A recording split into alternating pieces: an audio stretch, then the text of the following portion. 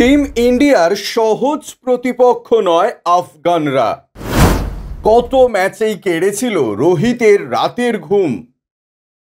2024 টি-20 বিশ্বকাপ আপাতত সুপার 8 পর্বে পা রেখে দিয়েছে।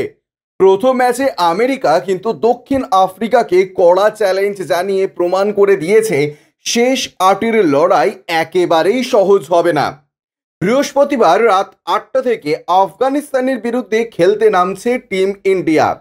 ভারতীয় দল এখনো পর্যন্ত আফগানিস্তানের বিরুদ্ধে একটাও টি-20 ম্যাচে হারেনি। যদিও আফগানরা টিম ইন্ডিয়াকে বেশ কয়েকবার কড়া চ্যালেঞ্জের মুখে ফেলেছে। আর গত ম্যাচের কথা যদি কারোর মনে থাকে, তাহলে এই দুটো দলের মধ্যে যে হাড্ডাহাড্ডি লড়াই হয়েছিল তা এক বাক্যে স্বীকার করা যেতেই পারে। ভারত এবং আফগানিস্তানের মধ্যে শেষবার গত জানুয়ারি মাসে টি-20 ম্যাচের আয়োজন করা হয়েছিল।